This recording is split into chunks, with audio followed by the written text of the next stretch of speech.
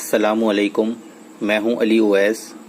جیسا کہ ہم بات کر رہے تھے اردو کی پیدائش کے تعلق سے، ہم نے پچھلے ویڈیو میں گفتگو کی کہ جب آریہ قوم شمالی ہند میں داخل ہوئی تو یہاں آریوں اور دراوڑوں کے ساتھ ساتھ رہنے کے سبب ایک عرصے میں جا کر بہت سی زبانیں وجود میں آئیں۔ جیسا کہ ہم نے بتایا تھا کہ دراوڑ آریوں سے شکست کھا کر دکن کی طرف کوچ کر گئے تھے، لیکن اس کے باوجود بھی بہت سے دراوڑ شمالی ہند میں باقی بچے رہے تھے جو آریہ قوم کے ساتھ رہتے تھے۔ تو ان کے ساتھ ساتھ رہنے سے جو زبانیں وجود میں آئیں، ایک عرصے میں جا کر جو زبانیں وجود میں آئیں انہیں پراکرت زبانیں کہا گیا، اور پھر انہی زبانوں کو آگے چل کر اپبھرنش زبانوں کے نام سے یاد کیا گیا۔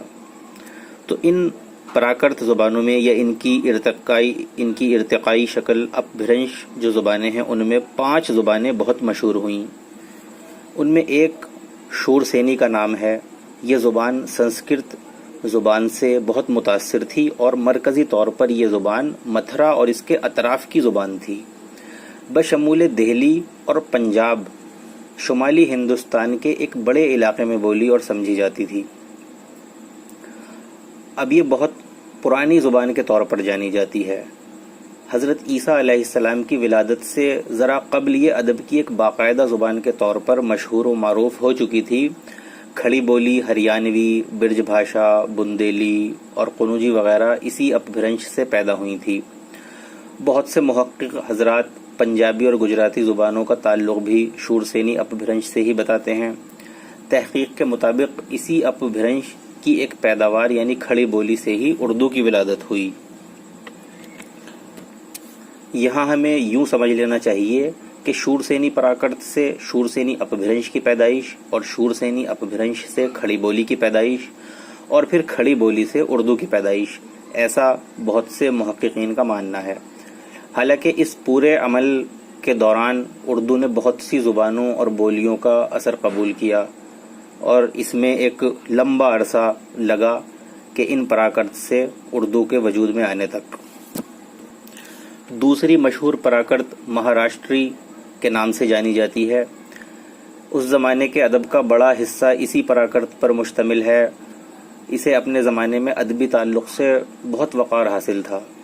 یوں سمجھیے کہ شورسینی جو پراکرت ہے جس کا بھی ذکر ہم کر چکے ہیں، اس کی ارتقائی شکل ہے یہ مہاراشٹری پراکرت۔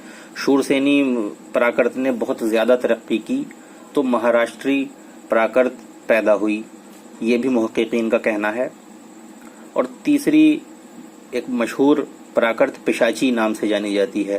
1 صدی عیسوی میں کشنو کے زمانے میں اس زبان کو ترقی حاصل ہوئی۔ یہ ایک بادشاہ تھا اس علاقے کا، شمالی مغربی ہندوستان کی پراکرت تھی۔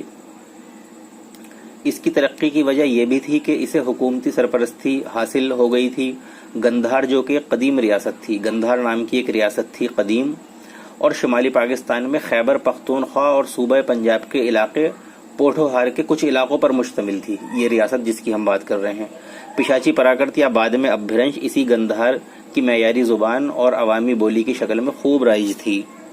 اس کے بعد ایک اور مشہور پراکرت ہے ماگدھی نام سے، لیکن یہ ایک پست درجے کی زبان سمجھی جاتی تھی۔ اس کی وجہ یہ تھی کہ آریوں سے بہت دور دراز کے علاقے میں یہ بولی جاتی تھی۔ آریوں نے اسے اپنی تہذیب سے دور ہونے کے سبب حقارت آمیز نظروں سے دیکھا۔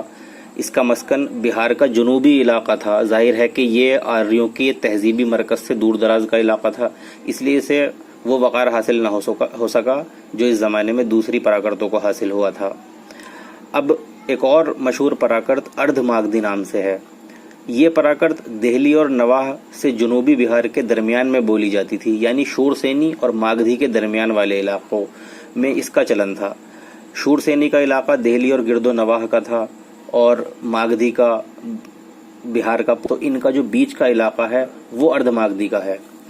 یہ علاقہ جو ہے آج مشرقی اتر پردیش کے نام سے جانا جاتا ہے۔ اسے دہلی والے پورب کا علاقہ کہا کرتے تھے۔ پہلے ابھی جو ہم نے آپ کو بتا چکے ہیں اس سے پچھلی قسط میں کہ گوتم بدھ اور مہاویر وغیرہ نے اپنے دھرموں کا پرچار پراکرت زبانوں میں کیا تھا، تو وہ اسی پراکرت زبان میں کیا تھا، اردھ ماگدھی میں۔ اس کی وجہ سے گوتم بدھ اور مہاویر اپنے دھرموں کا پرچار اس زبان میں کرتے تھے، اس کی وجہ سے اس زبان کو ناقابل قدر ترقی حاصل ہوئی۔ اور دوسرے یہ کہ یہ زبان اپنے زمانے کی شاہی خاندان کی زبان تھی، اس لیے دوسری پراکرتوں نے بھی اس کا اثر قابل ذکر حد تک قبول کیا تھا۔ شاہی زبان ہونے کے سبب ہی یہ اس زمانے کی مشہور و معروف اور بہت معیاری زبان تھی، اور اس کے معیار پر مذہبوں کی تبلیغی نے چار چاند بھی لگا دیے تھے۔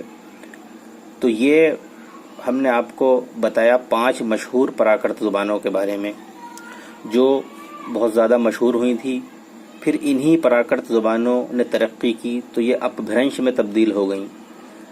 شورسینی اپبھرنش، اسی طرح سے مہاراشٹری اپبھرنش، اسی طرح سے پھر پشاچی پراکرت سے پشاچی اپبھرنش، ماگدھی پراکرت سے ماگدھی اپبھرنش، اور ارد ماگدھی پراکرت سے ارد ماگدھی اپبھرنش۔ یہاں تک آپ کے امتحانات کے لیے جو سوال پیدا ہو سکتا ہے وہ ایک یہ سوال ہو سکتا ہے کہ اردو کی پیدائش کس پراکرت سے مانی جاتی ہے، تو اس میں آپ کا جواب ہوگا شورسینی پراکرت سے۔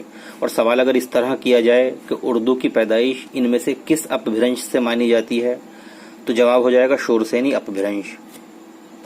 اس کے علاوہ اور بھی بہت سے سوال ہو سکتے ہیں۔ بہرحال اس قسط کو ہم یہیں ختم کرتے ہیں۔ اس کے بعد والی قسط میں ہم اردو کی ولادت کے تعلق سے متفرق نظریات کا جائزہ لیں گے۔ تو آپ اگلی قسط کو دیکھنا نہ بھولیں، اور ہمارے چینل کو سبسکرائب ضرور کریں اور بیل والا آئیکن دبائیں، ہمارے نوٹیفیکیشنز حاصل کریں، ہماری ویڈیو کو لائک کریں اور ہمیں اپنے کمنٹس سے نوازیں۔ اسی کے ساتھ میں اجازت چاہتا ہوں۔ اللہ حافظ۔